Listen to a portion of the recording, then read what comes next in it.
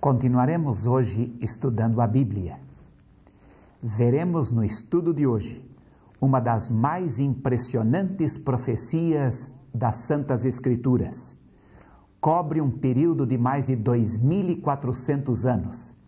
Você ficará positivamente surpreendido ao ver, ao entender estas revelações que a Bíblia nos faz. Esta profecia encontra-se em Daniel, capítulo 8. Daniel era primeiro-ministro de Babilônia e foi também o primeiro-ministro da Medo-Pérsia.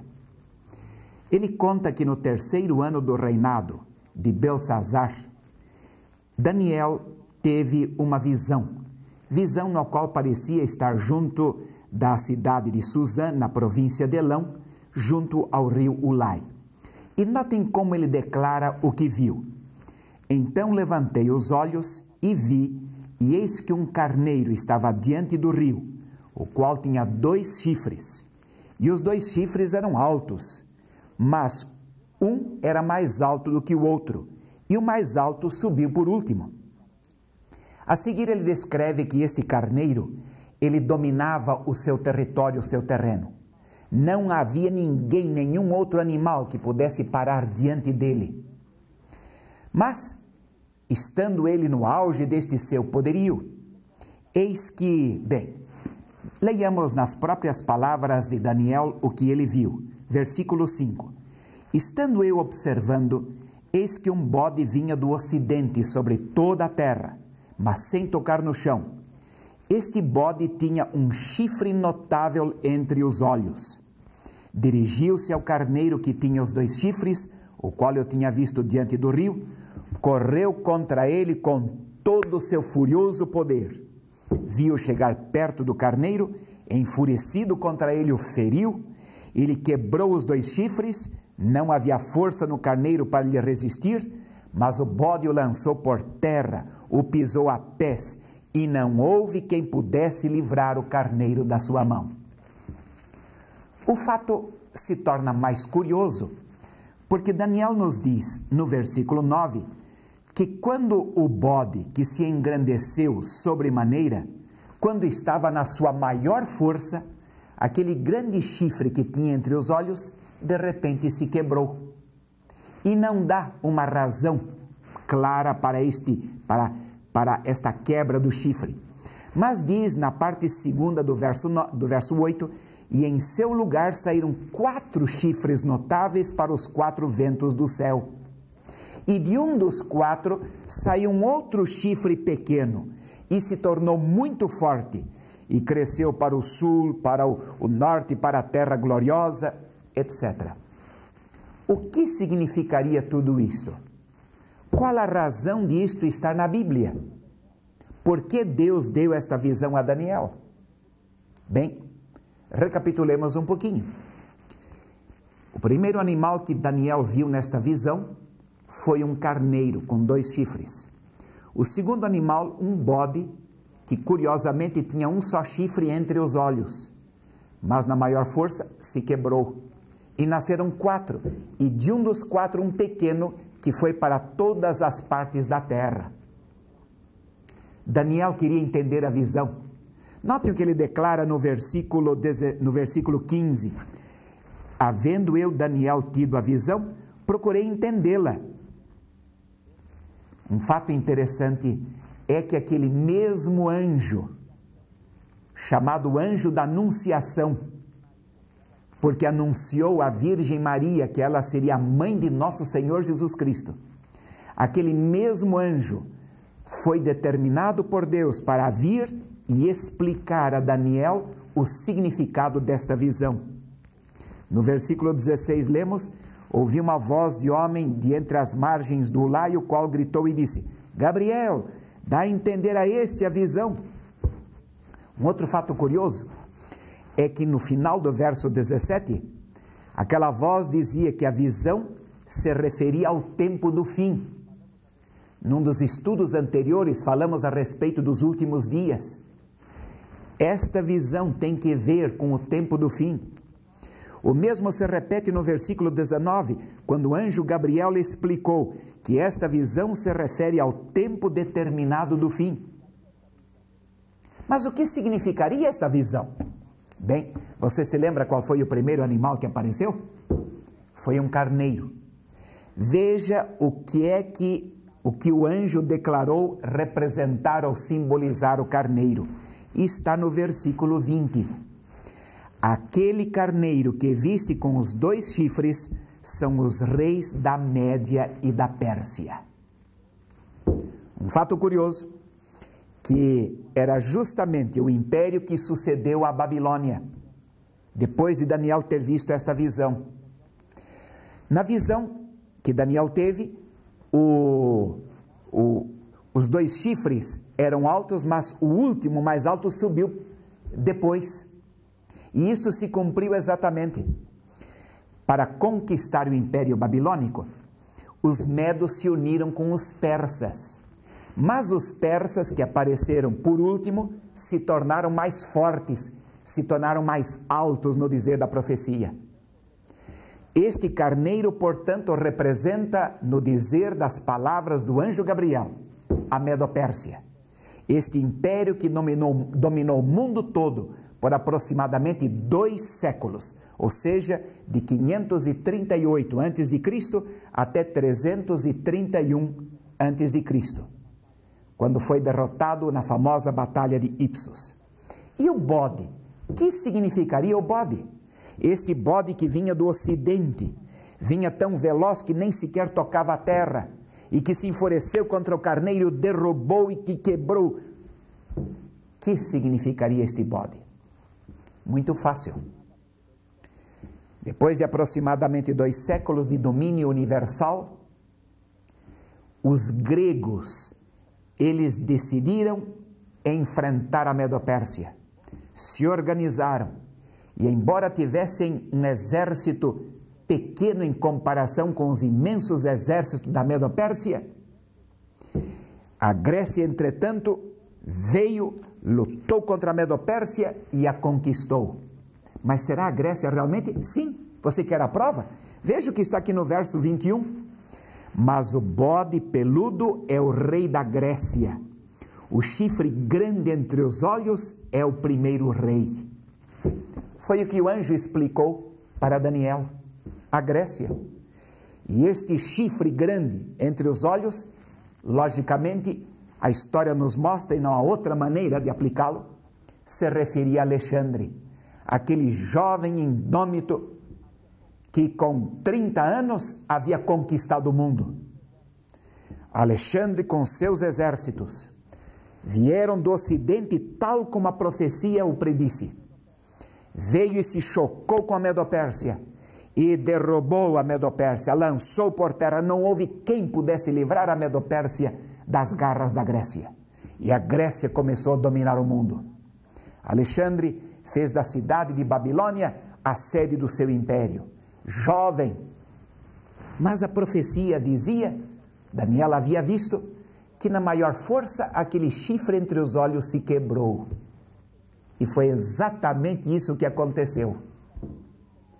Alexandre o Grande estava com 33 anos de idade apenas. Depois de beber demasiado, foi atacado por uma febre e poucos dias depois morreu. A sua morte foi uma surpresa. O seu filho não tinha idade para assumir o reino. E agora quem governaria? E tal como nós vimos na profecia, em lugar daquele chifre grande, sairiam 4 chifres. Nos primeiros meses, não se sabia quem governaria o grande império mundial. Mas pouco depois, os seus 4 principais generais, exatamente como o anjo explicou a Daniel. Vejam que o anjo explicou. Diz assim: o ter sido quebrado, levantando-se 4 em lugar dele, significa que 4 reinos se levantarão deste povo, mas não com força igual a que ele tinha. O general Cassandro tomou uma parte do império da Medo-Pérsia, a Macedônia. Lisímaco, outro general, ficou com a parte da Itália, Roma, a parte norte ali. Seleuco ficou com a Síria e Ptolomeu ficou com a parte do Egito, a parte sul. Os 4 generais dividiram o império entre si e a profecia se cumpriu exatamente ao pé da letra. Mas, voltando à visão, encontramos que um daqueles 4 chifres cresceria um outro, a princípio muito pequeno, mas que depois cresceria para todas as partes da terra. Quem é? Como se identifica este chifre pequeno ou ponta pequena, conforme a tradução bíblica? Interessante que a Bíblia não o identifica diretamente, mas a Bíblia nos conta o que ele haveria de fazer. E ao estudarmos o que ele haveria de fazer, nós o definimos perfeitamente nas páginas da história. Vejamos o que ele haveria de fazer.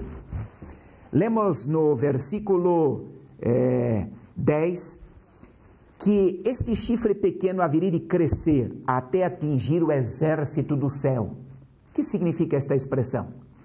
Exército do céu são aqueles que são fiéis à ética do céu, às leis do céu. E diz: alguns do exército e das estrelas lançou por terra. O verso 11 diz que haveria de engrandecer-se até contra o príncipe do exército. Quem seria este príncipe do exército? É nosso Senhor Jesus Cristo. E diz que dele tirou o sacrifício contínuo e derrubou o lugar do seu santuário. O exército lhe foi entregue com sacrifício contínuo por causa das transgressões. E diz aqui que este poder haveria de tomar a verdade de Deus e lançá-la por terra. E diz: e deitou por terra a verdade, e o que fez prosperou. Quando o anjo Gabriel estava explicando isto para o profeta, notem o que o anjo Gabriel disse. Está no versículo 23 e também no 24. Mas no fim do seu reinado, levantar-se-á um rei de feroz catadura. Verso 24. Grande é o seu poder, mas não por sua própria força. Mais embaixo diz: destruirá os poderosos e o povo santo. Versículo 25. Por sua astúcia, mais embaixo diz: fará prosperar o engano. No seu coração se engrandecerá, destruirá muitos, levantar-se-á contra o príncipe dos príncipes. Aqui está a explicação do anjo. O príncipe do exército é o príncipe dos príncipes, nosso Senhor Jesus Cristo. No capítulo 7, onde fala do mesmo poder, no versículo 25, lemos ainda o seguinte: proferirá palavras contra o Altíssimo. Exatamente o que vimos no texto anterior, contra nosso Senhor Jesus Cristo. E depois diz: destruirá os santos do Altíssimo e cuidará em mudar os tempos e a lei. E os santos lhe serão entregues nas mãos por um tempo, 2 tempos e metade de um tempo. Você, por certo, perguntará: o que significa isto, 1 tempo, 2 tempos, metade de um tempo? Isso nós veremos num outro estudo posterior. Mas lhe chamo a atenção para o que diz aqui, que haveria um intento de mudar a lei de Deus. Sabe, você pode examinar todos os livros de história, examinar tudo o que desejar, e você encontra um só poder que preenche especificamente todos os detalhes desta profecia. O segundo império mundial foi a Medo-Pérsia. O terceiro foi a Grécia. Com a desintegração da Grécia veio Roma. E é ali em Roma que nós encontramos poderes que perseguiram os fiéis de Deus. É ali em Roma onde nós encontramos o intento de mudar a santa lei de Deus. O intento de fazer com que o sacrifício contínuo de Jesus fosse substituído por outro. E o intento de mudar a santa lei de Deus. Durante os 1260 anos da intolerância religiosa, da Inquisição, milhares de pessoas condenadas por aquilo que foi dito ser um crime, o crime de querer seguir o que a Bíblia Sagrada ensina. Isto proliferou, milhares deram a sua vida, o exército de Cristo foi atacado, ele mesmo foi atacado, porque os méritos da salvação, todos suficientes que ele proveu, foram substituídos por outros sistemas. Mas nos demoremos um pouquinho sobre este intento este intento de mudar a santa lei de Deus.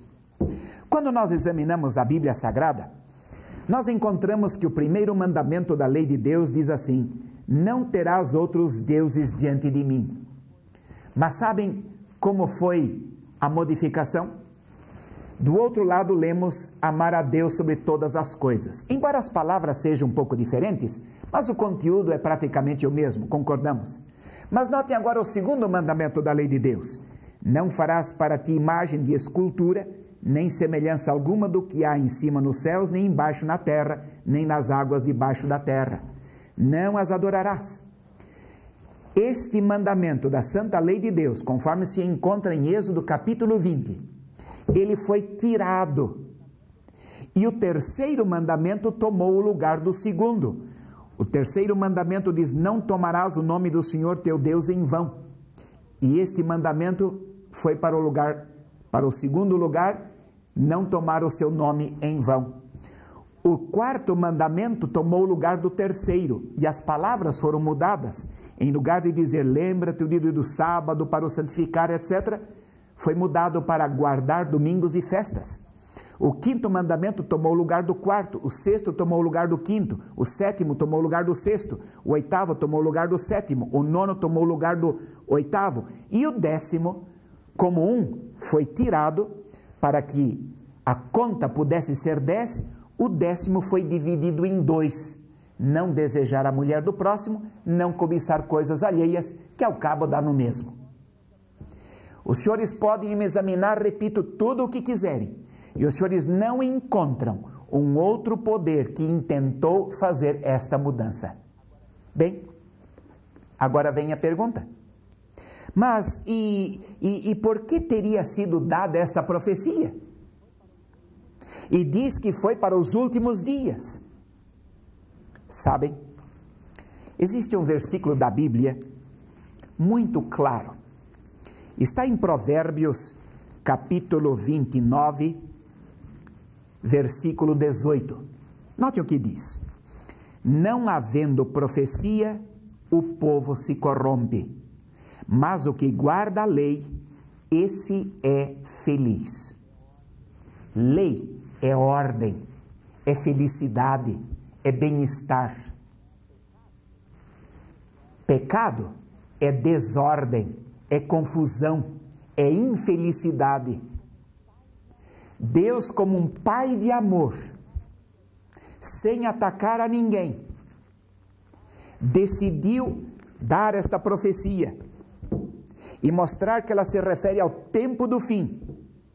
Ela vem através do desenrolar da história até os nossos dias, porque Deus quer que você seja feliz e que eu seja feliz.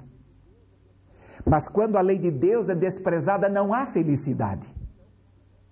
Há corrupção, miséria, sofrimento.